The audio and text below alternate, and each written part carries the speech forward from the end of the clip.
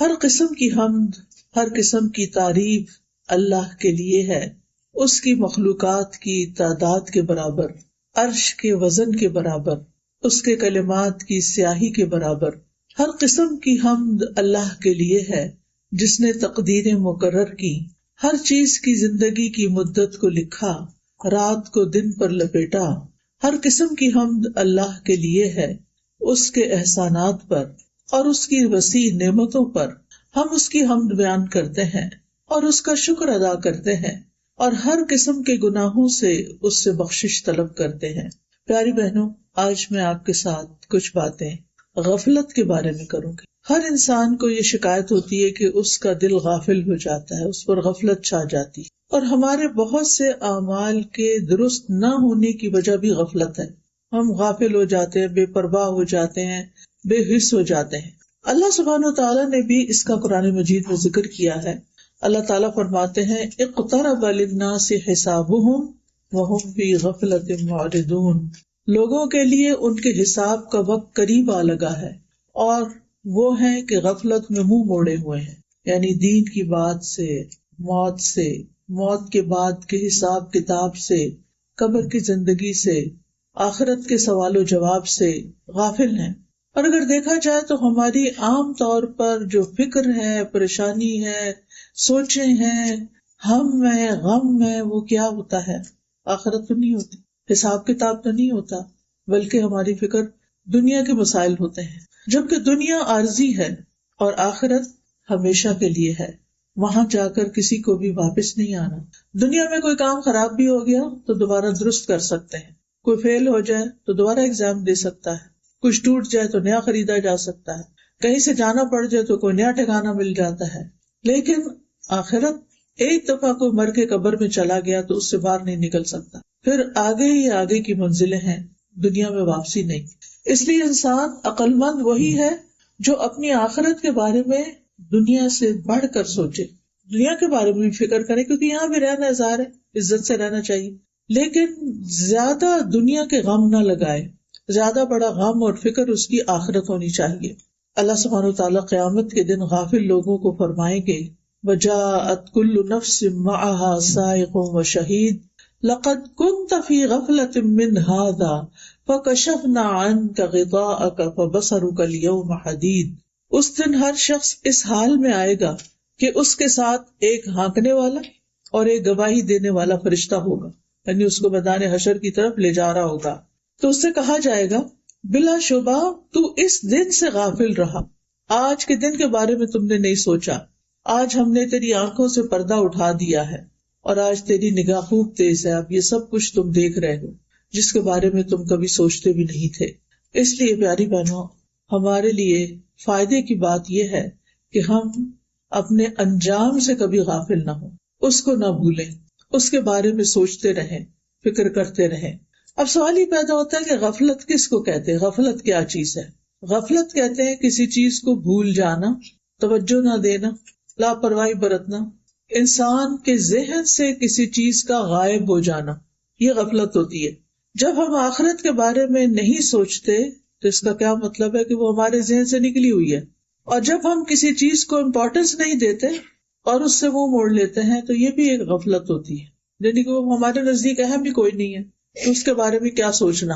لیکن آخرت تو ایسی نہیں ہے نا، وہ تو بڑی اہم ہے، بہت امپورٹنٹ ہے، اس کے بارے میں تو سوچنا ہی سوچنا ہے۔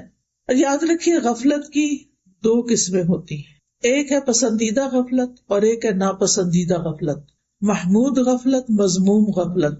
محمود غفلت یہ ہے، پسندیدہ یہ ہے کہ انسان اپنی ذات کے حقوق اور دنیا سے اپنا حصہ لینے سے غافل ہو، اس کو اتنی امپورٹنس نہ دے، جو اس پر ظلم کرے اس سے درگزر کر جائے۔ اگر انسان دیکھ بھی رہا ہے کہ کوئی اس کا حق مار رہا ہے یا کوئی اس کے ساتھ فیئر نہیں تو اس بات کو ایشو نہ بنائے، اگنور کر دے جیسے اس کو پتہ ہی نہ ہو۔ بعض لوگ ایسے ہوتے ہیں نا کہ آپ کو دھوکہ دے رہے ہوتے ہیں، آپ سے غلط بیانی کر رہے ہوتے ہیں اور آپ کو پتہ چل جاتا ہے، بعض اوقات آپ کے اپنے ہی بچے، تو آپ ہر وقت تو نہیں ہے نا کہ مجھے پتا ہے تم مجھے دھوکہ دے رہے ہو، مجھے پتا ہے تم میرے ساتھ یہ کر رہے ہو، نہیں کوئی بات نہیں، کرنے دو ان کو، مجھے پتا تو ہے ہی میں اس کا کوئی سد باب کرتی ہوں، ان کی کوئی اصلاح کرتی ہوں۔ تو انسان اس چیز سے تغافل برتے، تغافل عارفانہ ہوتا ہے نا، یعنی ایک چیز کو جانتے بوجھتے ہوئے بھی اگنور کر دینا. پھر اسی طرح دنیا کی زینت، رونق اور ٹو مچ دنیا حاصل کرنے سے غفلت برتے، یعنی اس کی طرف زیادہ توجہ نہ کرے. ناپسندیدہ غفلت کیا ہے کہ انسان اللہ کے حق سے غافل ہو، اس کی طرف توجہ نہ کرے، اس کو امپورٹنس نہ دے، اللہ کے ذکر سے غافل ہو، اللہ تعالیٰ کے احکامات سے غافل ہو. پتہ ہی نہ ہو کہ اللہ تعالیٰ نے اس دنیا میں رہنے کے لیے ہمیں کیا کیا حکم دیا ہے، اللہ تعالیٰ کے احکامات اور جن چیزوں سے اللہ تعالیٰ نے منع کیا ہے ان سے غافل ہو، آخرت سے غافل ہو. مجھے ایسے لگ رہا ہے کچھ لوگ یہاں بیٹھ کے بھی غافل ہوئے بیٹھے، ان کی توجہ وہ لوگوں کی طرف ہے، آنے جانے والوں کی طرف. تو یہ اصل کام سے غفلت ہے نا. پھر کیا یہ پسندیدہ کہ آپ جس کام کے لیے آئے ہیں وہ چھوڑ کر وہ کرنے بیٹھے؟ شاید ان لوگوں کو آپ نے پہلی دفعہ دیکھا ہے، اس لیے آپ ان کو پہچاننے کی کوشش کر رہی ہیں. یہ قدرتی بات ہے، ہم سب کی ویکنس ہے، ہم بہت جلدی ڈسٹریکٹ ہو جاتے ہیں. کوئی کام کر رہے ہوتے ہیں، ادھر سے دھیان ہٹا کے کچھ اور دیکھنے لگے. خواتین کو خاص طور پہ سارے گھر کا خیال رکھنا، تو وہ جہاں بھی بیٹھتی ہیں، وہ گاڑی میں بیٹھتی ہیں تو ہسبینڈ کیسی ڈرائیونگ کر رہے ہیں اس کا خیال رکھ رہی ہوتی ہیں. وہ غافل ہو کہ نہ ہو، ہم غافل نہیں ہونے دیتے اپنے آپ کو. گھر میں بھی ہو تو اسی طرح ہر چیز پر نظر ہے، فلاں کیا کر رہا ہے، فلاں کیا کر رہا ہے، یہاں کیا ہو رہا ہے، وہاں کیا. پھر وہ جب مسجد آتے ہیں تو پھر وہاں بھی ایسے ہی ہوتا ہے، ادھر سے کون آ رہا ہے اور ادھر کون بیٹھ رہا ہے اور ادھر کیا ہو رہا ہے. تو تھوڑی دیر کے لیے اس کو چھوڑ دیں، جو میں بات کر رہی ہوں اس کی طرف توجہ دے تاکہ یہاں سے کچھ لے کے اٹھیں. میں بھی دور سے آئی ہوں، آپ بھی پتہ نہیں کہاں کہاں سے آئے ہیں اپنے کام کاج چھوڑ کے، تو کچھ فائدہ اٹھائیں. تو بات میں یہ کر رہی تھی کہ ناپسندیدہ غفلت یہ ہے کہ انسان اللہ کے حق سے غافل ہو جائے، اپنی عبادات سے غافل ہو، اللہ کے ذکر سے غافل ہو، اللہ کے احکامات سے غافل ہو، ان چیزوں سے غافل ہو جن کا اللہ نے حکم دیا، ان چیزوں سے غافل ہو جن سے اللہ نے روکا ہے، اپنی آخرت اور اپنی انجام سے غافل ہو. یہ ناپسندیدہ چیز ہے. ابن الجوزی کہتے ہیں کہ لوگوں میں سب سے زیادہ مصیبت زدہ شخص وہ ہے جو اللہ سے غافل ہے، اللہ اور ان کے بیچ میں حجاب ہے، اور اس سے بھی زیادہ وہ کہ جس کو یہ پتہ ہی نہیں کہ وہ غفلت میں ہے. ایک تو ہے نا غفلت میں ہونا برا، اور ایک یہ کہ یہ پتہ ہی نہ ہونا کہ میں غفلت میں مبتلا ہوں، اس کا بھی احساس نہ ہونا. اس بات سے غافل ہونے والا کہ اس کو یہ پتہ ہی نہ ہو کہ مجھے اپنا ایمان مضبوط کرنے کی ضرورت ہے، میری کمزوریوں کی وجہ کیا ہے، مجھے اللہ تعالیٰ سے اور زیادہ تعلق مضبوط کرنے کی ضرورت ہے، مجھے اللہ تعالیٰ کے آگے اور عاجزی کرنے کی ضرورت ہے، مجھے اللہ تعالیٰ کی اور زیادہ تعظیم اور عظمت بیان کرنے اور محسوس کرنے کی ضرورت ہے. اس بات سے غافل ہونا کہ مجھے اپنی عبادات کو صحیح طور پر ادا کرنے کے طریقے معلوم ہونے چاہیے. اور سب سے ناپسندیدہ غفلت یہ ہے کہ انسان کا دل منافقت میں مبتلا ہو اور اس کو پتہ ہی نہ ہو کہ وہ منافق، یعنی ہمارے دل کے اندر سچا ایمان ہی نہ ہو، نفاق پیدا ہو گیا ہو کہ دل میں شکوک و شبہات ہیں، خواہشات ہیں، کوئی اللہ کا ذکر نہیں، اللہ کی یاد نہیں، اللہ کی طرف توجہ نہیں، اور انسان کو احساس بھی نہ ہو کہ وہ کسی مصیبت میں مبتلا ہے. اچھا کیسے پتا چلے؟ ہم سب اپنے آپ کا جائزہ لیں، اپنے آپ کو پہچانیں کہ کیا ہمارے اندر تو کوئی غفلت کی قسم نہیں. تو اس کے کچھ انڈیکیٹرز ہیں. ان میں سے ایک انڈیکیٹر یہ ہے کہ اطاعت کے کاموں میں سستی آنے لگے. جو ہمارے اوپر ذمہ داریاں موجود ہیں، جو کام ہم نے کرنے ہیں، ان کی طرف توجہ ہی نہ ہو، اور ادھر ادھر کبھی کوئی ویڈیو لگا کے بیٹھ گیا، کبھی ٹی وی لگا لیا، کبھی سیر کو نکل گئے، کبھی کچھ کھا پی لیا، کبھی کچھ. یعنی انسان اپنے آپ کو بہلاتا رہے اور کرنے کا کام نہ کرے، اس سے غفلت برتے. مثلا نماز سے غفلت، ذکر سے غفلت، صدقہ خیرات کی طرف توجہ کا نہ ہونا. قرآن مجید میں اللہ تعالیٰ فرماتے ہیں ان المنافقین یخادعون اللہ وہو خادعهم وَإِذَا قَامُوا إِلَى الصَّلَاةِ قَامُوا كُسَالَىٰ يُرَاءُونَ النَّاسَ وَلَا يَذْكُرُونَ اللَّهَ إِلَّا قَلِيلًا. بے شک منافق لوگ اللہ سے دھوکہ بازی کر رہے ہیں حالانکہ وہ انہیں دھوکہ دینے والا ہے، اور جب وہ نماز کے لیے کھڑے ہوتے ہیں تو سست ہو کر کھڑے ہوتے ہیں، یعنی ان کی کوئی دلچسپی نہیں ہوتی نماز میں، لوگوں کو دکھاوا کرتے ہیں، بس نام لگانے کو پڑھتے ہیں کہ ہم نے پڑھ لی، اور اللہ کو یاد نہیں کرتے مگر بہت کم، اللہ کو یاد نہیں کرتے. تو یہ ہے غفلت کی علامتیں کہ جب اللہ کا ذکر بھولا ہوا ہو، باتیں بہت زیادہ کریں ہم، اور نماز کی طرف کوئی توجہ نہ، آخری وقت میں جا کے نماز پڑھے، سارے دنیا کے کام پہلے اور نماز آخر میں، تو یہ غفلت کی علامت ہے. دوسری علامت گناہوں کو حقیر سمجھنا، یعنی بڑے بڑے بلنڈر سمجھ کے کہنا کوئی بات نہیں، پھر کیا وہ سارے ایسے کرتے ہیں، فلاں بھی تو کرتا ہے، فلاں بھی کرتا ہے. عبداللہ بن مسعود کہتے ہیں کہ مومن اپنے گناہوں کو ایسا محسوس کرتا ہے جیسے وہ کسی پہاڑ کے نیچے بیٹھا اور ڈرتا ہے کہ کہیں وہ اس کے اوپر گر نہ جائے، اور بدکار اپنے گناہوں کو مکھی کی طرح ہلکا سمجھتا ہے کہ وہ اس کے ناک کے پاس سے گزری اور اس نے اپنے ہاتھ سے بے پرواہی سے اشارہ کر کے اڑا دیا. یعنی بڑے سے بڑا گناہ کیا اور پھر پرواہ نہ کیا، اچھا کچھ نہیں ہوتا، خیر ہے، پھر کیا ہوا. یعنی گناہ پر شرمندہ نہ ہونا، گناہ کا احساس نہ ہو، غلطی کو بہت ہلکا سمجھنا، جبکہ وہ غلطی انسان کو ہلاک کر دینے والی ہو اور اس کو اس کی پرواہ نہ ہو، احساس بھی نہ ہو کہ وہ غلط کر رہا ہے. پھر غفلت کی ایک اور علامت ہوتی ہے وقت کو غیر مفید کاموں میں گزارنا، جن کاموں کا نہ دین میں فائدہ نہ دنیا میں فائدہ، فضول کے کام.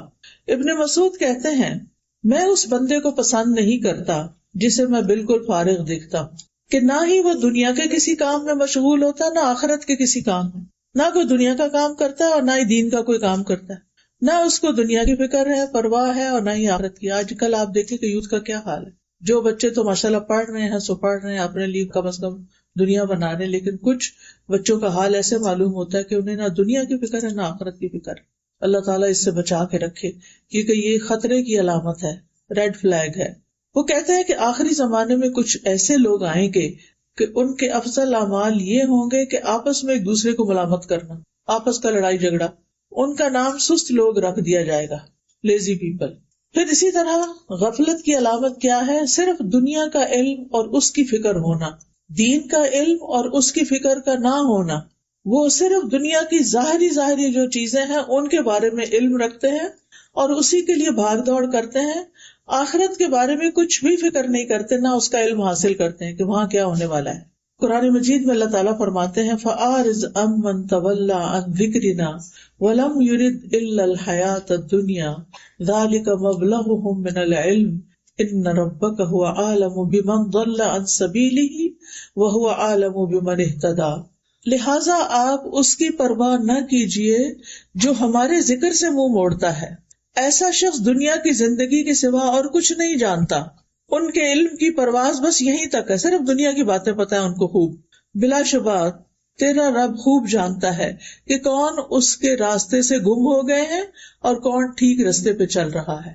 اور یہ ہمیں انسانوں کو پروو نہیں کرنا ہوتا، بلکہ اللہ تعالیٰ کے سامنے سچا ہونا ہے، انسانوں کو دکھانے کے لیے نہیں بلکہ اللہ کے سامنے کہ کون ٹھیک راستے پر ہے اور کون بھٹکا ہوا ہے. اب سوال یہ پیدا ہوتا ہے کہ غفلت کا سبب کیا ہوتا ہے، کیوں انسان غافل ہو جاتا ہے؟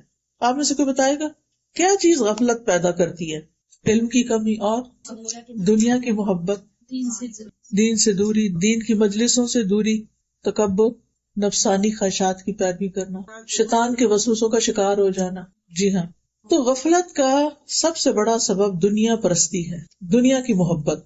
کیونکہ انسان جب دنیا کے کھیل تماشے میں لگ جاتا ہے نا، لہو اور لعب میں، ان کاموں میں جو فائدہ مند نہیں ہوتے، وہ کام جن سے انسان غافل ہو جاتا ہے اور یہ بھول جاتا ہے کہ دنیا متاع الغرور ہے، دھوکے کا سامان ہے. تو بہت زیادہ دنیا کی فکر کرنا، دنیا کی زندگی پہ راضی ہو جانا کہ بس ہم نے سب کچھ اچیو کر لیا، دین کی ضرورت ہی محسوس نہ کرنا. کچھ لوگ ہوتے ہیں نا، انہوں نے اپنی زندگی کے کچھ گول سیٹ کیے ہوتے ہیں، مثلاً میں نے ڈاکٹر بننا ہے، میں نے انجینئر بننا ہے، میں نے پروفیسر بننا ہے، وغیرہ وغیرہ، جو بھی ہر ایک کے مختلف گولز ہوتے ہیں. اور وہ اپنا بچپن، جوانی، اپنی عمر کا بڑا حصہ صرف اس گول کو اچیو کرنے کے لیے لگا دیتے ہیں. اس کے علاوہ انہیں کوئی فکر نہیں ہوتی کہ انہوں نے عبادات کس طرح ادا کرنی ہے، انہوں نے آگے اللہ کو کیا جواب دینا ہے، ایمان کے تقاضے کیا ہیں. کسی چیز کی طرف توجہ نہیں ہوتی ان، کیونکہ ان کو یہ سکھایا جاتا ہے کہ اگر تم دنیا میں کامیاب ہونا چاہتے ہو تو فوکسڈ رہو، ادھر ادھر مت. وہ دین کے علم کو یا دین کی بات کرنے کو بھی ڈسٹریکشن سمجھتے ہیں، حالانکہ ایسا نہیں ہے. دین کا علم تو ہمارے لیے کھانے پینے کی طرح ضروری ہے، تاکہ ہمارے ایمان کے درخت کو پانی ملتا رہے، غذا ملتی رہے اور روز ہی مضبوط ہوتا رہے، تاکہ پھل پھول لا سکے اور کبھی نہ مرجھائے، کبھی ہم اس راستے سے نہ ہٹیں. تو آپ دیکھیے کہ کچھ لوگ دنیا میں کسی خاص مقام تک پہنچنے کو اپنے لیے سکسیس کا، کامیابی کا ایک انڈیکیٹر سمجھتے کہ یہاں تک پہنچ گئے تو ہم سمجھے کامیاب ہو گئے، لیکن آخرت کو بھولے ہوئے ہوتے ہیں. نہیں پتا کہ اس سے پہلے آگے جانا پڑ جائے.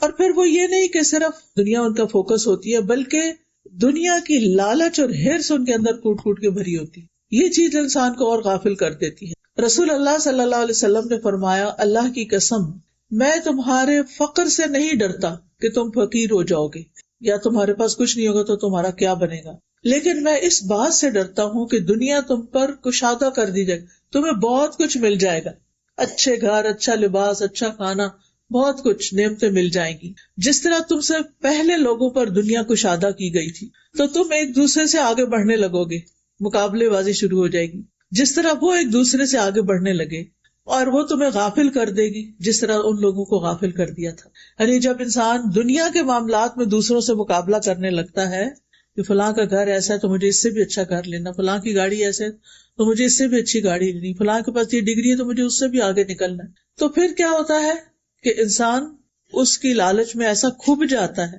کہ پھر آگے کسی اور چیز کے بارے میں سوچنے کا اس کے پاس وقت نہیں ہوتا۔ تو یہ جو ایک دوسرے کا مقابلہ ہے نا، یہ بھی انسان کو غافل کر دیتا ہے۔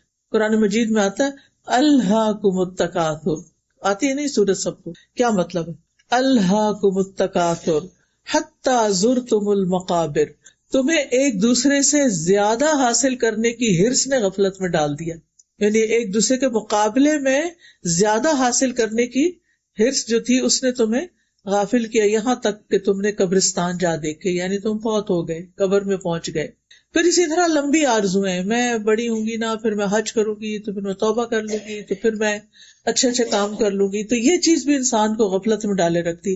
انسان کے اندر ایک قدرتی سا خیال آتا ہے کہ ہائے مرنا ہے، کوئی تیاری کر لے، پھر انسان کہتا ہے ابھی بڑا وقت ہے، ابھی تو میری نانی بھی اتنے سال کی، 80 سال کی تو وہ تھی، اور دادی 90 سال کی فوت ہوئی، تو میں نے ابھی کہاں فوت ہونا، میں بھی تو ان کی اولاد ہوں۔ اس طرح کی بہت سی باتیں سوچ کے انسان اس کو ٹال دیتا ہے، اچھا بعد میں کریں گے، یہ ابھی تو مجھے تو بہت امپورٹنٹ کام ہے میرے ساتھ۔ تو لمبی آرزویں جو ہیں یہ بھی انسان کو غافل کر دیتی ہیں۔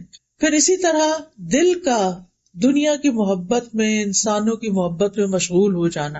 ابن قیم کہتے ہیں کہ سینے کی تنگی کے بڑے اسباب میں سے ایک سبب اللہ سے منہ موڑنا یعنی غافل ہونا، اور اللہ کے سوا دل کا کسی اور سے وابستہ ہو جانا، ذکر سے غافل ہو جانا، اور اللہ کے سوا کسی اور سے شدید محبت کرنا۔ اللہ کا حق ہے کہ سب سے شدید محبت اس سے کی جائے، لیکن اگر اللہ کو چھوڑ کر کسی اور کو دل میں بسا لیا جائے اور ہر وقت اسی کے بارے میں سوچ رہے ہیں، اسی کے بارے میں پریشان ہیں، اسی کا سوچ کے خوش ہو رہے ہیں، ساری زندگی کا سینٹر آف لائف وہی بن گیا، چاہے وہ ہسبینڈ ہے، چاہے وہ بچے ہیں، چاہے وہ کوئی اور انسان ہے، تو یہ نہیں ہونا چاہیے۔ اور اگر کسی کے ساتھ ایسا جنون ہے بھی تو اس کو دعائیں کر کر کے، اپنا ماحول تبدیل کر کے اس گھوم پھیر سے باہر نکلنا چاہیے تاکہ انسان اللہ کا بندہ بن کے جیے۔ پھر اسی طرح آپ دیکھیے کہ غفلت کا ایک بڑا سبب قرآن سے روگردانی، قرآن کا نہ پڑھنا، نہ سمجھنا، کیونکہ قرآن ہی تو ہمیں بتاتا ہے کہ ہمارے ساتھ آئندہ کیا ہونے والا ہے، اور اگر انسان قرآن ہی نہیں پڑھتا تو پھر اس کو کیا چیز جگائے گی۔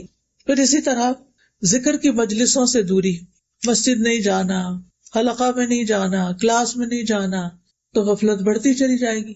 جو ہی آپ مجلس میں جائیں گے، جیسے آج یہاں آئے ہیں، کوئی باتیں سنیں گے یا جمعے کا خطبہ سنیں گے، تو کیا ہوگا؟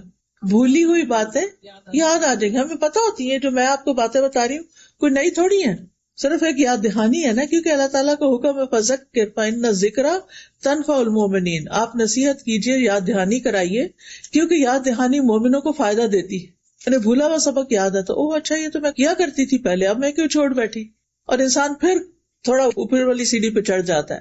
تو مجالس ذکر کی بجائے، مجالس ملائکہ کی بجائے مجالس لغو اور مجالس غفلت میں شریک ہونا، چاہے وہ ہم اپنے گھر کے اندر ہی وہ مجلس کیوں نہ جمائے ہوئے ہوں، جہاں اللہ کا کوئی ذکر نہ ہو، کوئی بات نہ ہو، صرف دنیا دنیا دنیا۔ پھر گناہوں کی کثرت، یہ بھی انسان کو غافل کر دیتی، دل سیاہ ہو جاتے ہیں۔ پھر خواہشات کی پیروی، پھر روزمرہ کی چیزوں کی طرف زیادہ توجہ کا ہونا۔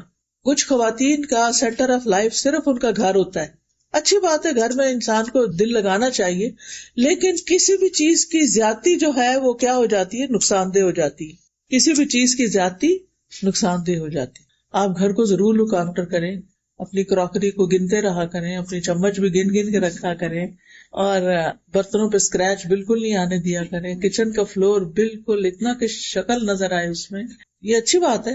لیکن یہ تو نہیں کہ صفائی ہے اور اس کے اوپر پھر صفائی کرنے کھڑے ہو گئے۔ یعنی آپ دیکھیے ہمارا نفس کی چالیں کیا ہوتی ہیں نا، آپ کو یاد آتا وہ اچھا آج میں نے قرآن نہیں پڑھا دن میں، صبح نا وہ بچے نے بلا لیا اور جلدی سے میں چھوڑ بیٹھی تو اب میں پڑھ لیتی ہوں۔ پھر آپ سوچتے اچھا میں ذرا ایک دفعہ یہ چیزیں کر لوں نا پھر میں پڑھ دوں، اچھا وہ چھوڑ کے کہیں اور گئے کہ اچھا میں یہ کر لوں پھر کرتی ہوں، کیا ہوتا ہے اس دن کا قرآن ہی رہ جاتا ہے. نوافل پڑھنا آپ بھول گئے یا رہ گئی یا کوئی مصروفیت آ گئی، اشراق کے نفل تھے، چاش کے نفل تھے، اب کیا ہے اچھا چلے ظہر کے ساتھ میں سنتوں کے ساتھ نوافل بھی پڑھ لیتی ہوں تاکہ میرا کوٹا تو پورا ہو. کیونکہ آپ کو پتا نہیں کہ جو دن کی 12 سنن ہے رواتب، اس کے بدلے میں جنت میں ایک محل ملتا ہے. تو اگر کم دن پڑھیں گے تو کم ملیں گے، زیادہ پڑھیں گے تو زیادہ ملیں گے. دنیا میں تو ایک گھر پہ راضی نہیں ہوتے، دنیا میں تو زیادہ سے زیادہ چاہیے. آپ کو پتا نہیں جن لوگوں کے پاس پیسے ہوتے ہیں وہ پھر ایک ملک میں تھوڑی گھر بناتے ہیں، وہ رہتے کینیڈا میں ہیں اور گھر اپنے گاؤں میں بناتے ہیں، اپنے شہر میں بناتے ہیں. جا کیا پتا کبھی واپس آنا پڑے، اور وہ بند رہ کے پرانے ہو جاتے ہیں. دنیا کا تو ہمیں اتنا فکر ہوتا ہے کہ امکانیات پر بھی ہم اتنا مال لگا دیتے. امکانیات کا مطلب کیا؟ ممکن ہے کہ ہم کبھی آئیں، لیکن آخرت کا گھر یقینی ہے کہ وہاں جائیں گے، اس کی فکر کوئی نہیں. تو آپ دیکھیے کہ یہ غفلت کے اسباب میں سے ایک سبب ہے کہ ضرورت کی دنیا ہونے کے بعد غیر ضروری چیزوں کی طرف بھاگے پھرنا اور ان کے لیے اپنے آپ کو کھپا رکھنا. ہر شخص خود فیصلہ کر سکتا ہے کہ اس کی ضرورت کیا ہے، کتنی ہے، اور اس کے بعد اسے سٹاپ لگا کر کوئی آخرت کے لیے بھی کام کرنا چاہیے. پھر ایک اور چیز جو غفلت میں ڈالتی ہے وہ ہے بری دوستیاں، برے ماحول. دوستوں کا انسان پر بہت انفلوئنس ہوتا ہے. اگر دوست نماز نہیں پڑھتا تو آپ کے لیے پڑھنی مشکل ہو جائے گی، دوست روزے نہیں رکھتے تو آپ کے لیے بھی روزہ رکھنا مشکل ہوگا. لیکن اگر آپ کے دوست محرم کا روزہ رکھ رہے ہیں، کیونکہ محرم روزوں کا مہینہ ہے نا، نبی صلی اللہ علیہ وسلم اس مہینے میں اور دنوں سے زیادہ روزے رکھا کرتے تھے. تو اب آپ دیکھیے کہ اگر آپ کے ماحول میں کوئی رکھ ہی نہیں رہا تو کسی کو خیال آئے گا میں رکھ لوں، الا یہ کہ اس نے کوئی پمفلٹ پڑھ لیا، کوئی حدیث کسی نے بھیج دی ہو تو وہ بھی. اگر سارا گھر ہی نہیں رکھ رہا تو آپ اٹھ کے رکھیں گے. لیکن اگر سارے رکھ رہے ہیں گھر میں تو آپ کو لیٹے ہوئے شرم آئے گی، آپ کہیں گے میں بھی اٹھ جاؤں، آپ سب اٹھے ہوئے، آج بچے بھی اٹھے ہوئے تو میں کیوں لیٹی ہوئی ہوں. دیکھ کے خیال آ جاتا ہے نا. آپ کے ہسبینڈ تہجد پڑھ رہے ہیں تو یہ ہو نہیں سکتا کہ وہی پڑھتے رہے، ایک دن آپ بھی اٹھ جائیں گی، یا آپ پڑھ رہی ہیں روز تو ایک دن وہ بھی اٹھ جائیں گی. اللہ کرے انشاءاللہ، یہ بھی دعا ہے، آمین کہیں. کیونکہ انسان اپنے ماحول سے بہت اثر لیتا ہے. مانی ہوئی بات، آج کل گرمی ہو رہی ہے، باہر نکلتے گرمی لگتی ہے کہ نہیں؟ آپ کے نہیں، مجھے نہیں لگتی، بے شک ماحول جو مرضی ہو. کیسے ہو سکتا؟ سردی ہو تو لگتی ہے نا. ایسے ہی جہاں جس مجلس میں اچھی وائبز ہوں، ایمان کی باتیں ہوں تو وہاں ایمان بڑھتا ہے نا. اور جہاں غفلت کی باتیں ہوں، صرف کھانے پینے، صرف کپڑوں کی، صرف گاڑیوں کی. آپ دیکھیں کہ عام طور پہ مرد حضرات کی گفتگو ایک خاص موضوعات ہوتے ہیں، پراپرٹیز پہ بات کرنا، پالیٹکس پہ بات کرنا، بزنس پہ بات کرنا. تو ساری اول سے آخر مجلس انہی باتوں پر کر کے بس بات ختم ہو جائے گی. خواتین کے اپنے دلچسپ موضوعات ہوتے ہیں، ریسیپیز پہ بات کرنا، کپڑوں کے برانڈز پہ بات کرنا، بچوں پہ بات کرنا، ساس سسر کی شکایت کرنا، اس کی غیبت اس کی غیبت، موسم کی شکایت. جی ہاں، کیونکہ بات کرنے کے لیے کوئی تو موضوع چاہیے نا. یہ تھوڑی ہم کسی سے پوچھ سکتے ہیں اچھا آج بتاؤ تم نے کتنا سبق پڑھا، قرآن کتنا پڑھا، آج کا دن کیسا تمہارا گزرا، تم اپنا ایمان کیسے محسوس کرتے. صحابہ کی باتیں کیا ہوتی تھی؟ آؤ بیٹھو ایمان لے آئیں. وہ ان کا مطلب کیا ہوتا تھا؟ آؤ بیٹھ کے مل کے اللہ کی باتیں کریں. لیکن ہم اللہ کی باتیں کر کے بھی نہ، یقین کیجئے کہ یہ اب مجلس برخاست ہوگی، کیا مجال کہ کوئی گاڑی میں بیٹھ کے بھی دہرائے سبق کو کہ کیا سیکھ کے آئے. جو لوگ کلاسز بھی لیتے ہیں میں بہت غور سے نوٹ کرتی ہوں، کیونکہ عرصے سے میں یہ چیز پڑھا رہی ہوں نا. کلاس ختم ہوتی ہے تو ایسے لگتا ہے کہ کسی نے قید کا بندھن کھول دیا. اتنی دیر پتہ نہیں کیسے چپ رہے، اتنی باتیں اور اتنا شور اور اتنا ہنگامہ. اور باتیں کیا ہو رہی ہوتی؟ وہ تھوڑی ہو رہی ہوتی ہے کہ جو ہم نے ابھی سیکھا تھا وہ کیا تھا، کیونکہ وہ دل پہ تو گئی نہیں ہوتی، تو ایک کان سے ٹکرا کے دوسرے سے نکل جاتی ہیں. صحابہ کیا کرتے تھے پتہ ہے آپ کو؟ نبی صلی اللہ علیہ وسلم جب مجلس سے اٹھ کر جاتے تھے تو وہ دنیا کی باتیں، کھیتوں کی اور بزنس کی نہیں کرتے تھے. وہ ان ساری باتوں کو پھر سے دہراتے تھے جو آپ نے انہیں اس ٹائم سکھائی ہوتی تھی، اور ان کو پکا کر لیتے تھے، وہیں گرہ باندھ لیتے تھے. اس کو مذاکرہ کہتے ہیں، ڈسکشن. پھر ایک دوسرے کو سناتے تھے کہ میں نے صحیح سنا تھا، تم میرا چیک کرو. ایک دوسرے کو پوچھتے تھے میں نے یہ بات سنی تھی کیا ایسے ہی تھی؟ کیونکہ بہت دفعہ ہم آدھی بات سنتے ہیں، آدھی کہیں اور دھیان پر واپس آتے ہیں تو وہ خود سے خود کوئی نقطے جوڑ لیتے ہیں، جبکہ وہ بات ویسے ہوئی نہیں ہوتی. اسی لیے بعض لوگ بعض اسپیکر سے غلط باتیں منسوب کر رہے ہوتے ہیں کیونکہ انہوں نے خود ہی نہیں مقصد سمجھا ہوتا. تو اس سے بھی بچنے کی ضرورت ہے. بہرحال کہنے کا مطلب یہ ہے کہ انسان پر برا ماحول، بری دوستی یا غافل، چلو برا نہ بھی صحیح، میں نہیں کہتی بزنس میں بات کرنا برا ہے، یا پراپرٹی پہ بات کرنا کرو، برا نہیں، لیکن غیر ضروری اس طرح کی باتیں نہ لینا نہ دینا، نہ خریدنا نہ بیچنا، فلاں کا بزنس اچھا جا رہا، فلاں کا ڈاؤن ہو گیا، فلاں، یعنی اتنی باتیں کرنا کہ اس میں سے نتیجہ کچھ بھی نہیں. جیسے ہماری امی کہا کرتی تھی کہ پانی میں مدھانی چلانا، اگر آپ دہی میں مدھانی چلائیں گے تو کیا نکلے گا؟ مکھن نکلے گا. اور اگر پانی کا ڈولا بھر کے بیٹھ جائیں اور چلاتے رہے ساری رات بھی، کیا نکلے گا؟ کچھ بھی نہیں. اب تو خیر مدھانی والی بات نہیں تھی، اب تو الیکٹرک کی دنیا ہے، اور آپ بہرحال بلینڈر میں پانی ڈال کے سمودی کی خواہش رکھنا ایک دور کی خواہش ہے نا. تو بیٹھنا ایسے ماحول میں باتیں دنیا کی کرنا اور کہنا ایمان بڑھ جائے گا، ایسے نہیں ہوتا. میں یہ بھی نہیں کہتی کہ آپ ہر وقت بس ایمان کی بات کریں، لیکن وہ مجلس انسان کے خلاف حجت بنے گی جہاں اللہ کی کوئی بات ہی نہ ہو، جس گھر میں اللہ کا کوئی ذکر ہی نہیں ہوتا، جس گھر میں کوئی دین کی بات ہی نہیں ہوتی.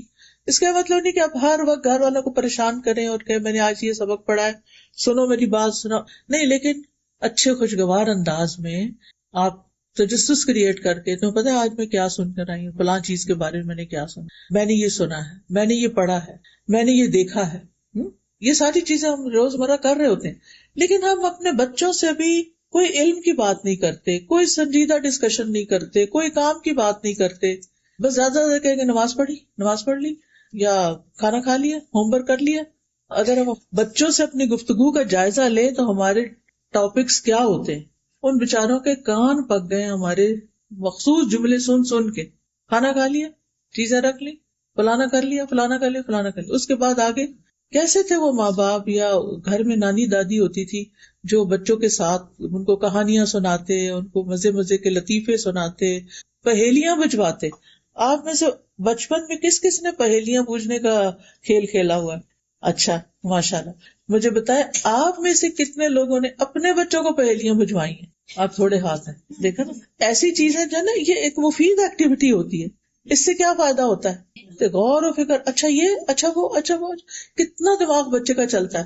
اچھا جھوٹے لطیفوں کی تو میں بالکل قائل نہیں کہ آپ جھوٹے لطیفے ان کو سنائیں، لیکن آپ دلچسپ کہانیاں، اچھی چیزیں پڑھ کے بچوں کے آنے سے پہلے صرف کھانا نہیں تیار کر کے رکھا کریں، کوئی چیز پڑھ کے بھی رکھا کریں کہ آج آئیں گے نا، آج میں نے یہ والی بات کرنی ہے، میں نے اس کا موقع نکالنا ہے.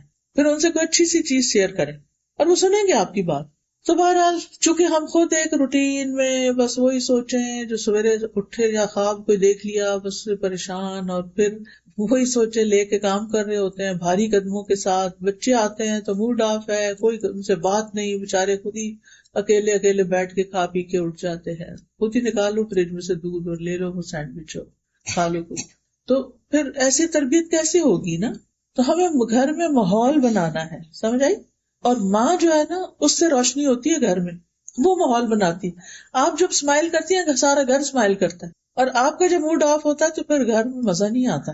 تو اس سے بچنا ہے. کتنا بھی کام کرنا پڑے ولی ربی کا فصبر، اللہ کی خاطر کریں اور صبر کریں اور اپنی تھکاوٹ کا اظہار ہر وقت نہ کریں. اور پھر گھر کے علاوہ اپنے دوستوں کا بھی انتخاب صحیح کریں. ایسے دوستوں سے فاصلہ رکھیں کہ جو آپ کو بہت غافل کرتے ہیں، فضول کی باتیں کرتے ہیں اور غفلت میں پڑے ہیں اور آپ کو بھی ڈالتے ہیں. اچھا اب اس کے نقصان بھی ہیں غفلت میں پڑنے کے. جب انسان ایک کانشیس لائف نہیں گزارتا، تقوی والی لائف نہیں گزارتا، تو پھر اس کے نقصان بھی ہوتے. سب سے پہلی بات یہ کہ انسان کا دل تنگ پڑتا ہے، زندگی تنگ ہو جاتی ہے، انسان بے حصہ ہو جاتا ہے، اس کی زندگی میں کوئی مزہ نہیں رہتا. آپ دیکھیں نا کہ جب آپ ایسی بات کرتے ہیں کہ جس میں کوئی سسپینس ہوتا ہے تو سارے گھر والے کی آنکھیں کھل جاتی ہیں اور گیس کرنے لگتے ہیں. اچھا مثلاً بچے گھر آئے اسکول سے تو آپ کہتے ہیں میں نے اور تمہارے بابا نے ایک پلان بنایا ہے، گیس واٹ، مثلاً سوال کر دیا. اچھا ہم ہالیڈیز پہ جائیں گے، یا آپ کہتے ہیں ہم نے کہیں جانے کا پلان کیا. پھر تو آپ دیکھیں کیسے وہ باتیں کرتے ہیں. اکثر مائیں کہتی ہیں باتیں نہیں کرتے بچے کیونکہ ہمیں باتیں کرنی نہیں آتی، ہم ان کا دماغ نہیں جگاتے، خود سوئے میں ان کو سلائے رکھتے. تو آپ ان سے ایسے سوال کریں کہ جس کے بارے میں ان کی دلچسپی بھی ہو اور پھر وہ آپ کی ڈسکشن میں حصہ بھی لیں. ورنہ کیا ہے کہ آپ کا دل بھی اداس رہے گا، بچوں کا بھی، کوئی آپس کی بانڈنگ نہیں، کوئی گھر میں مزہ نہیں، کوئی کچھ بھی نہیں. تو زندگی تنگ ہو جاتی ہے. مینٹل ہیلتھ ایشوز کتنے زیادہ ہوتے جا رہے ہیں. کیا وجہ ہے؟ کیونکہ اکثر لوگ تنہائی کا شکار ہیں. کچھ لوگ لوگوں میں رہتے ہوئے بھی تنہا ہیں. کیوں؟ کسی سے بنتی نہیں، کسی کے ساتھ بات ہی نہیں کر پاتے، نہ ہسبینڈ سے بنتی ہے، نہ بچوں سے بنتی ہے، نہ دوستوں سے بنتی ہے، بس پھر اپنی دنیا میں ہے. مجھے نہیں کسی سے ملنا، میرے گھر کوئی نہ آئے، میں نہیں یہ کال اٹینڈ کر رہی، یہ کس چیز کی علامت ہے؟ خوشحال زندگی کی نہیں، یہ تو ہیلدی لائف نہیں ہے. وجہ کیا ہے؟ وجہ غفلت، کچھ ہے نہیں کرنے کو، کوئی پرپز نہیں لائف میں. پھر انسان سوچنے سمجھنے کی صلاحیت سے محروم ہو جاتا ہے، دماغ کام کرنا چھوڑ دیتا ہے. ایک اور نقصان یہ کہ شیطان انسان پہ مسلط ہو جاتا ہے. ایسے شخص کی عبادات میں بھی کوئی لطف نہیں ہوتا، قبول بھی نہیں ہوتی، دعائیں قبول نہیں ہوتی، کیونکہ وہ غفلت سے کر رہا ہوتا ہے، دھیان کہیں اور ہوتا ہے. رسول اللہ صلی اللہ علیہ وسلم نے فرمایا، اللہ سے قبولیت کے یقین کے ساتھ دعا مانگو کہ میں کر رہا ہوں، اللہ ضرور سنے گا. وہ جیسے لوگ بارش کے لیے نکل رہے تھے نا دعا کرنے، تو ایک شخص نے اس میں سے چھتری اٹھا لی، کہا کہ یہ کیا، ابھی تو بارش ہی نہیں، تم چھتری لے کے. اس نے کہا کہ مجھے اتنا یقین ہے کہ ہم دعا کریں گے تو بارش برسے گی، ایسا یقین ہو اللہ پر. فرمایا جان لو کہ بے شک اللہ غافل اور لہو و لعب میں مشغول دل کی دعا قبول نہیں کرتا. یعنی جس کا دھیان ہی نہیں ہے دعا کرنے میں، اس کی دعا نہیں قبول ہوتی. اور جب ان سے کہنا دعا کرو گے تو بہت دعائیں کی ہیں، یہ نہیں دیکھتے کہ کوالٹی کیا ہے ان دعاؤں کی. اور سب سے بڑا نقصان اس غفلت کا یہ ہے کہ قیامت کے دن انسان کو سخت ریگریٹس ہوں گے کہ میں کیوں سوئے ہوئے زندگی بسر کر کے آیا، کیوں میں نے آنکھیں بند کی ہوئی تھی. سورۃ الفجر میں آتا ہے وَجِیءَ یَوْمَئِذٍ بِجَہَنَّمَ یَوْمَئِذٍ یَتَذَکَّرُ الْإِنسَانُ وَأَنَّىٰ لَهُ الذِّکْرَىٰ یَقُولُ یَا لَیتَنِی قَدَّمْتُ لِحَیَاتِی. اور جہنم اس دن سامنے لائی جائے گی. اس دن انسان نصیحت تو قبول کرے گا، مگر اس وقت اسے نصیحت سے کیا حاصل ہوگا؟ کہے گا کاش میں نے اپنی زندگی کے لیے کچھ آگے بھیجا ہوتا، کاش میں نے اپنی زندگی کے لیے کچھ آگے بھیجا، کاش میں دنیا میں اپنے وقت کا صحیح استعمال کرتا، یہاں کے لیے کچھ تیار کر کے بھیجا ہوتا. اور اب کیا ہے کہ غفلت کا علاج کیسے کرے. ٹھیک ہے نا، بیماری تو پتہ چل گئی، اب کرے کیا؟ سب سے پہلی بات یہ کہ آپ اس بات کی لسٹ بنائیں کہ آپ کے فرائض کیا کیا ہے، آپ کی ڈیوٹیز کیا کیا ہے، حقوق اللہ کے حوالے سے، حقوق العباد کے حوالے سے. کیونکہ کچھ لوگ ایسے ہوتے ہیں کہ وہ کہیں پر بھی ہوں اپنے فرائض کو نہیں بھولتے، اپنی ذمہ داریاں پوری کرتے ہیں. سورۃ نور میں آتا ہے رجال لا تلہیہم تجارۃ ولا بیع عن ذکر اللہ واقام الصلاۃ وایتاء الزکاۃ یخافون یوما تتقلب فیہ القلوب والابصار. وہ مرد جنہیں اللہ کے ذکر سے اور نماز قائم کرنے اور زکوٰۃ دینے سے نہ کوئی تجارت غافل کرتی ہے نہ خرید و فروخت. وہ اپنے بزنس میں ہیں، اپنے جاب میں ہیں، وہ کہیں پر بھی ہیں تو وہ کیا ہیں؟ الرٹ ہیں. وہ اپنے فرائض سے نہیں غافل ہوتے. وہ اس دن سے ڈرتے ہیں جس میں دل اور آنکھیں الٹ جائیں گی. اپنی تھنگس ٹو ڈو کی لسٹ بنائیں کہ کیا کیا آپ پر فرض ہے. نماز فرض ہے، اور اسی طرح زکوٰۃ فرض ہے، زکوٰۃ کس مہینے میں ڈیو ہے، اور اس کے لیے پہلے سے ہی اپنی کیلکولیشن شروع کر دیں. حج کر لیا کہ نہیں کیا، اس کے لیے رقم جمع کرنی شروع کریں، انتظامات کرنے شروع کریں. اسی طرح اگر والدین زندہ ہے تو ان کے کچھ حقوق ہیں، رشتہ دار زندہ ہیں تو ان کے کچھ حقوق ہیں، چاہے وہ اس ملک میں نہ رہتے ہوں، ان کی خیر خبر پتہ ہونی چاہیے. اسی طرح آپ کے وسینٹی میں کون ضرورت مند لوگ ہیں، کہاں کون بیمار ہے، کون کس چیز کا ضرورت مند ہے، یہ باتیں پتہ ہونی چاہیے. کیونکہ اگر آپ کے پاس علم ہی نہیں ان چیزوں کا تو پھر آپ کریں گے کب؟ ٹھیک ہے نا.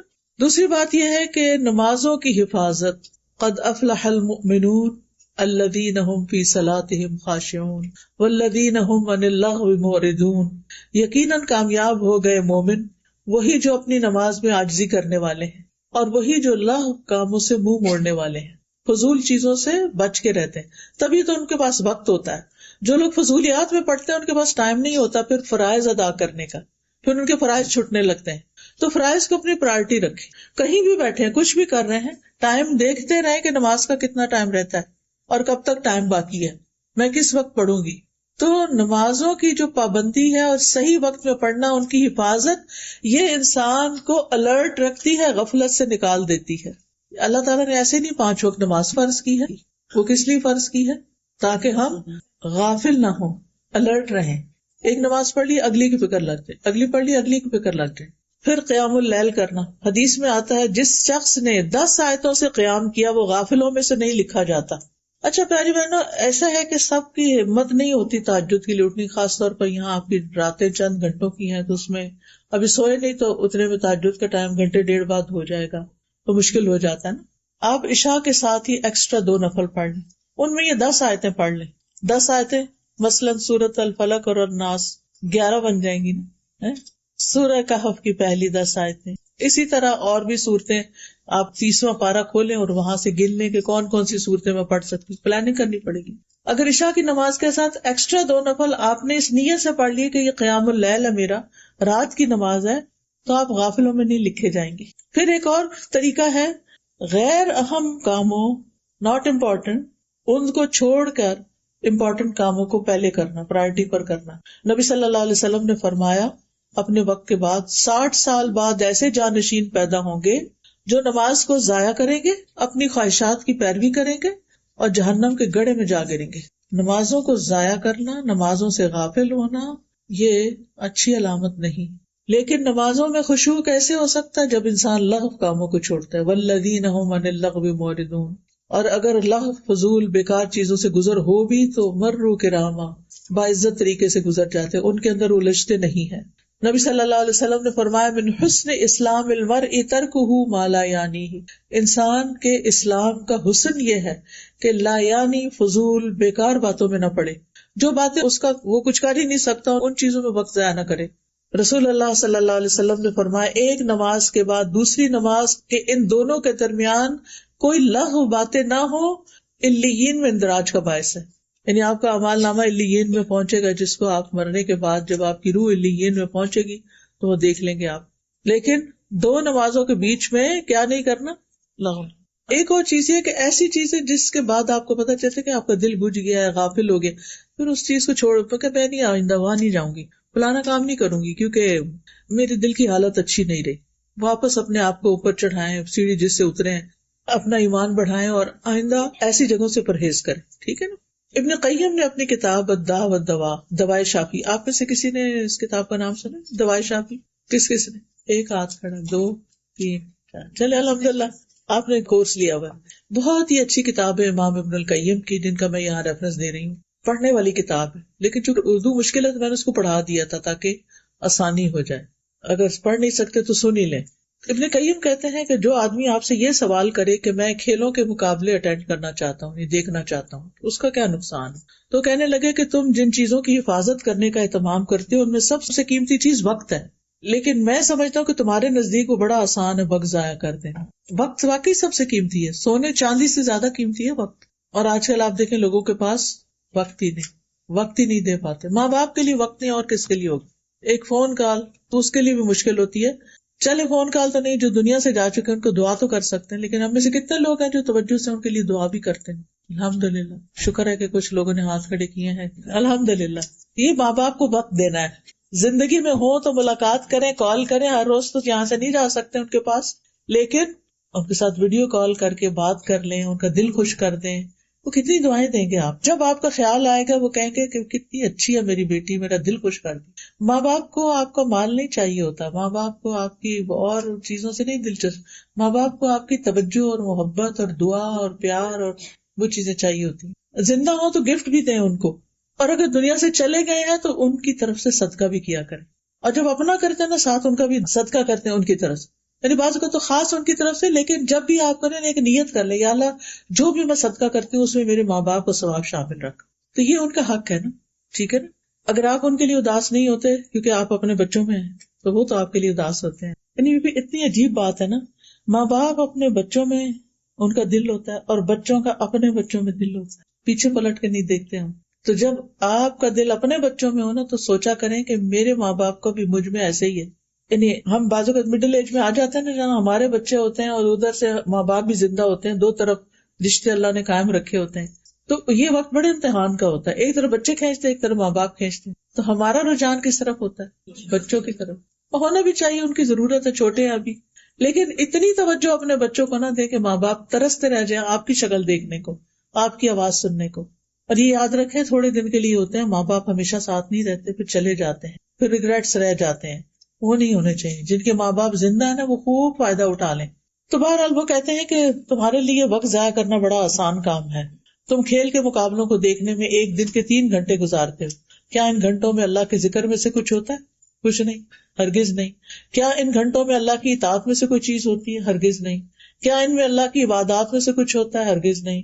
اور یہ محض اوقات کو بیکار کرنا ہے. چھٹیوں کا وقت آیا، تمہیں کیا معلوم چھٹیاں کیا ہیں. تو اے اللہ کے بندو وقت کے ساتھ کیا کرنا چاہیے سوچ کے رکھو. پھر آپ دیکھیے کہ غفلت سے نکلنے کا طریقہ یہ ہے کہ دنیا کی زائد زینت سے زہد اختیار کرنا. جو چیزیں ضرورت کی نہیں خام خواہ میں نہیں پڑنا. اچھا ہم خواتین کی عادت ہوتی ہے کہ اگر کہیں چلے گئے نا کسی مال میں, کچھ خریدے بغیر ہم لوٹ نہیں سکتے. اگر ضرورت نہیں بھی نا تو ہم کہیں گے کیا پتا کبھی کام آ جائے. یہ ہمارا جملہ ہوتا ہے, کیا پتا کبھی کام آ جائے تو لے کے رکھ لو, لے کے رکھ لو. تسلی, دل کو تسلی ہوتی. تو آپ دیکھیے کہ اس میں وقت کا بھی ضیاع ہوتا ہے, مال کا بھی ہوتا ہے, اور جگہ کا بھی, اور پھر ایویں کہویں کسی کو بس ہم سر سے اتارتے ہیں. تو یہ چیز ٹھیک نہیں. جو چیزیں ابھی ضرورت نہیں نا تو یہ سوچ کے کہ مہنگی ہو جائیں گی پھر پتہ نہیں ملے گی کہ نہیں, گھر نہ بھریں.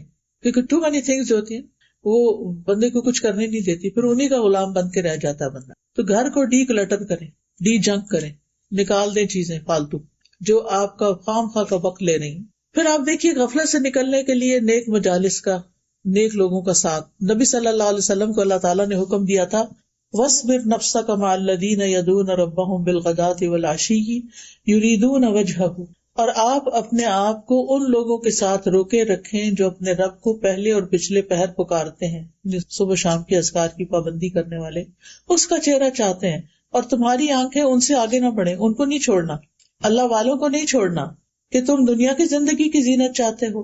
اور اس شخص کا کہنا مت مانو جس کے دل کو ہم نے اپنی یاد سے غافل کر دیا اور وہ اپنی خواہش کے پیچھے چلا اور اس کا کام ہمیشہ حد سے بڑا ہوا ہے. ایسے لوگوں کی مجلس میں نہ بیٹھو, ان لوگوں کے ساتھ بیٹھو کہ جو اپنے رب کو پکارتے ہیں, یاد رکھتے ہیں. پھر موت کو یاد کرتے رہنا, یہ بھی غفلت سے نکالتا ہے. اور نماز میں موت کو یاد کرنا, کیونکہ اس سے نماز اچھی ہو جاتی ہے. پھر یہ سوچنا کہ شاید یہ آخری نماز ہو. پھر یہ کہ آخرت کو اپنا مقصد بنانا, وقت کی قدر کرتے ہوئے خیر کے کام کرنا, اچھے اچھے کام, صدقہ جاریہ کے کام کرنا.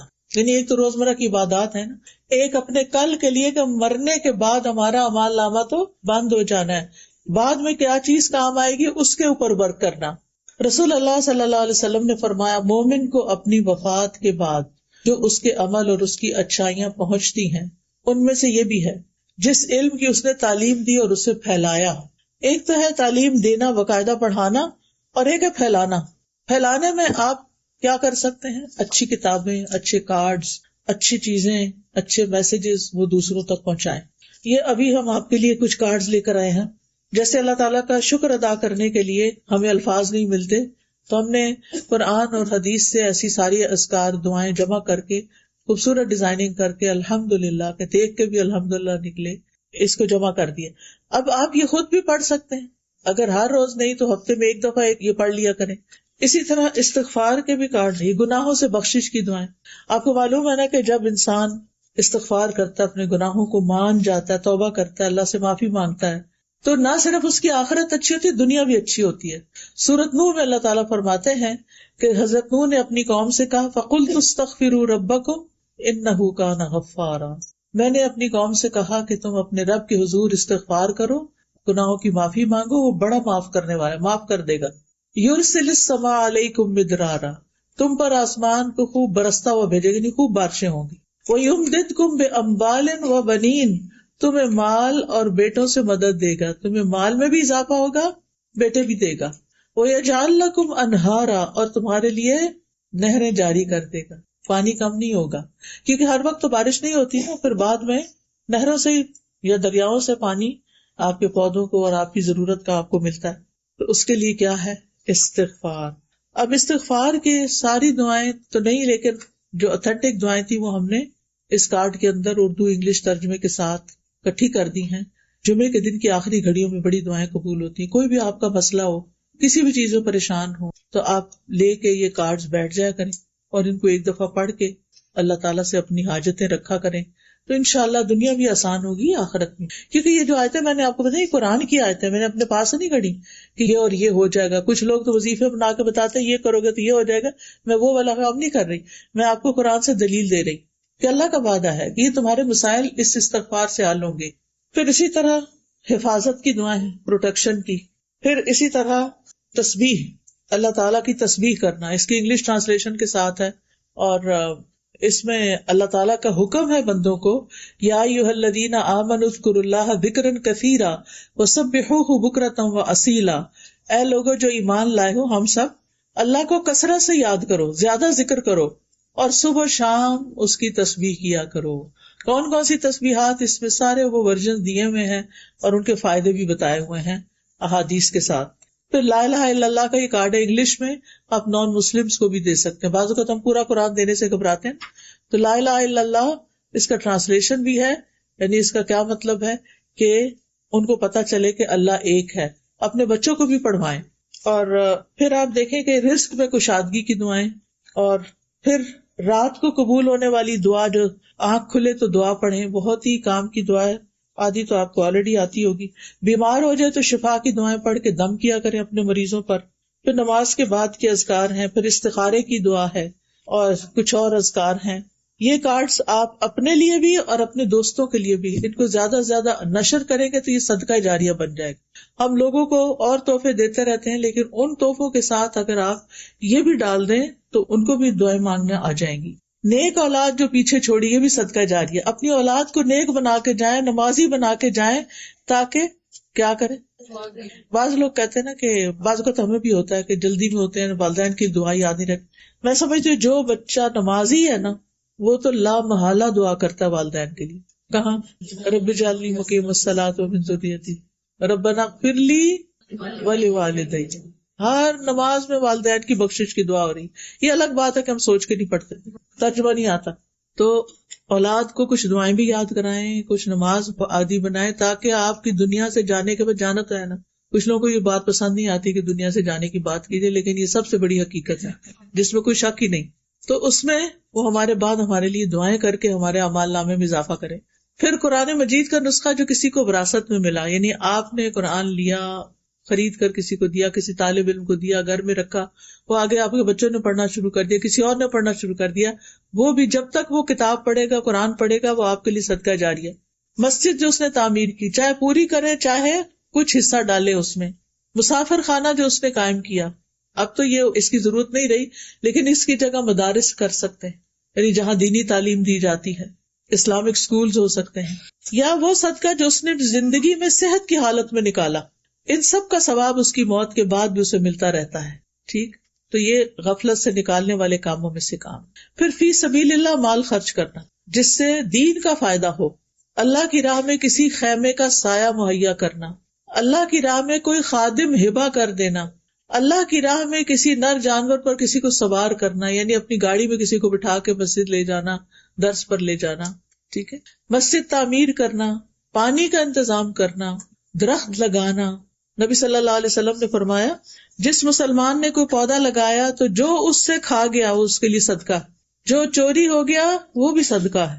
ہمسایوں کے بچے آ کے توڑ کے انگور لے گئے، صدقہ ہے. جو درندوں نے کھایا وہ بھی صدقہ ہے، بکری اندر گھس گئی اور سارے پودے کھا گئی.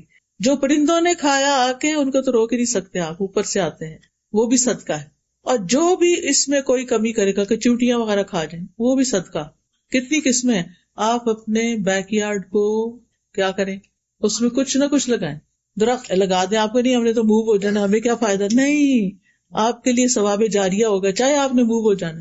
میرے بچوں کو بڑا شوق ہوتا تھا، تو ہمارے گھر کے اندر اس وقت، جس وقت بچے چھوٹے تھے، تو لان اندر نہیں تھا، لیکن گھر کے باہر، دیوار کے باہر جو جگہ تھی وہ کچی تھی. تو یہ کیا کرتے تھے، وہاں بیٹھ جاتے تھے اور کچھ نہ کچھ لگاتے رہتے تھے. تو اسما جو اسما ہدا ہے، اس نے ایک آم کی گٹلی دبائی. کچھ دن پہلے میرا وہاں اسلام آباد میں گئی تھی، میں نے دیکھا ماشاءاللہ اتنا بڑا درخت بنا ہوا ہے کہ ایٹ لیسٹ جو راہ گزر ہے وہ اس کے سائے میں کھڑا ہو جائے. اور وہ تھا آم کا درخت. اب مسئلہ یہ کہ آم کو اگر وہ نہ کرے نا، جب وہ چھوٹا ہوتا ہے اس کو پیوند نہ لگائے تو پھل نہیں دیتا. اب وہ اتنا تو پتا نہیں تھا، ہم بھی وہاں سے وہ ہو گئے. لیکن وہ ہرا بھرا درخت جو ہے سایہ دے رہا ہے، آکسیجن دے رہا ہے، خوبصورتی دے رہا ہے. تو اسی طرح آپ بھی لگا چھوڑے، کوئی اور فائدہ اٹھائے گا. دیکھیں آج ہم جو درخت دیکھ رہے ہیں، آج راستے میں آتے ہوئے خوبصورت خوبصورت درخت تھے، کیا ہمیں پتا کس نے لگائے؟ نہیں پتا، لیکن ہم اس سے فائدہ اٹھا رہے ہیں. آج ہمارے لگائے ہوئے سے کوئی اور فائدہ اٹھا لے گا. اسی طرح مسافروں کی ضروریات کا خیال رکھنا، یتیم اور مسکین پر خرچ کرنا. یتیم کے سر پہ ہاتھ پھیرنا جو ہے نا، یہ غفلت دور کرنے کا ذریعہ ہوتا ہے. غریب لوگوں کے پاس بیٹھنا، ان کا خیال کرنا. بیک ہوم آپ سوچا کرے کون کون ضرورت مند ہے خاندان میں. پچھلے دنوں ہم کیلگری میں جن کے گھر ٹھہرے ہوئے تھے، تو انہوں نے بتایا کہ میرے والد پہلے پاکستان میں جب تھے تو ایوریج ان کی آمدنی تھی، لیکن وہ پھر ان کی جاب سعودیہ میں ہو گئی اور اللہ نے ان کو بہت دیا. کہتے جب اللہ نے ان کو بہت دیا تو انہوں نے بجائے اس کے کہ ہمیں بہت عیش و عشرت کراتے، انہوں نے خاندان کے سارے لوگوں کی لسٹیں بنا لی کون کون ضرورت مند ہے، اور خود بنا کے خود ان کو پیسے بھیجا کرتے تھے. اچھا پھر انہیں کسی کا پتہ چلتا تو میری اماں کہتی تھی آپ نے پھر ایک اور ایڈ کر لیا، ہمارے لیے بھی کچھ چھوڑے. تو اب ان میں سے ایک ایک بچہ جو اتنے خیر کے کام کر رہا ہے ہوتا ہے، تو اس کی برکت اولاد میں بھی ہوتی ہے، گھر بار میں بھی ہوتی ہے. آپ رشتے داروں پہ خرچ کرتے ہیں تو آپ کی عمر میں بھی برکت ہوتی ہے اور آپ کے مال میں بھی برکت ہوتی ہے. تو اپنے مال میں دوسروں کو حصہ دار بنائیں جن کا حصہ اللہ نے آپ کے مال میں رکھ دیا. تو اللہ تعالیٰ سے دعا ہے کہ اللہ تعالیٰ ہمیں اس پر عمل کرنے کی توفیق دے. سبحان اللہ والحمد للہ ولا الہ الا اللہ واللہ اکبر ولا حول ولا قوة الا باللہ العلی العظیم. اللہم صلی علی محمد وعلی آل محمد کما صلیت علی ابراہیم وعلی آل ابراہیم انک حمید مجید. اللہم بارک علی محمد وعلی آل محمد کما بارکت علی ابراہیم وعلی آل ابراہیم انک حمید مجید. ربنا آتنا فی الدنیا حسنۃ وفی الآخرۃ حسنۃ وقنا عذاب النار. ربنا لا تزغ قلوبنا بعد إذ هديتنا وهب لنا من لدنك رحمة إنك أنت الوهاب. اللهم إني أعوذ بك من العجز والكسل والجبن والبخل والهرم والقسوة والغفلة والعيلة والذلة والمسكنة وأعوذ بك من الفقر والكفر والفسوق والشقاق والنفاق والسمعة والرياء. اللهم احسن عاقبتنا في الامور كلها واجرنا من خزي الدنيا وعذاب الاخرة. اللهم رحمتك ارجو فلا تكلني الى نفسي طرفة عين واصلح لي شاني كله لا اله الا انت. یا اللہ یا رحمان یا رحیم، اللہ جتنی بہنیں آئی ہیں ان سب کا آنا قبول فرما، ان سب کو اجر عظیم عطا فرما، ان کے تمام مسائل حل فرما، ان کی بیماریاں دور فرما، ان کے رنج و غم دور فرما، ان کو اپنے وقت کی قدر سکھا، ان کو بہترین کام کرنے کی توفیق عطا فرما. اللہ ہم سب کے والدین پر اپنی رحمت فرما. اللہ ہم سب کی اولادوں کو ایمان پر قائم رکھنا، انہیں ہمارے لیے صدقہ جاریہ بنا دینا. اللہ ہمیں دین کے کاموں میں دل کھول کے خرچ کرنے کی توفیق عطا فرما. یا اللہ ہمیں دین کا بہترین نفع مند علم عطا فرما اور اس علم پر عمل کی توفیق عطا فرما. اللہ ہماری نمازیں بہت اچھی ہو جائیں. یا اللہ ہمارے سارے کاموں میں اخلاص پیدا کر دے، ہر طرح کی ریاکاری سے بچا لے. یا اللہ ان بہنوں کے دلوں میں جو دعائیں ہیں، نیک تمنائیں ہیں، اللہ ان کو پورا کر دے. اللہ ان پر اپنی رحمت نازل فرما. اللہ ان کی ہر مشکل آسان فرما، ان کے دلوں کی دعائیں قبول فرما. اس مسجد پر اپنی خیر و برکت نازل فرما. یا اللہ مسلمانوں کے بچوں اور نسلوں کی حفاظت فرما. اللہ جس ٹیم نے، جن والنٹیئرز نے یہ پروگرام ارینج کیا ہے ان سب کو جزائے خیر عطا فرما اور ان کے لیے اس مجلس کو صدقہ جاریہ بنا. ربنا تقبل منا انک انت السمیع العلیم وتب علینا انک انت التواب الرحیم. وصلی اللہ تعالی علی خیر خلقہ محمد وعلی آلہ واصحابہ واہل بیتہ اجمعین برحمتک یا ارحم الراحمین.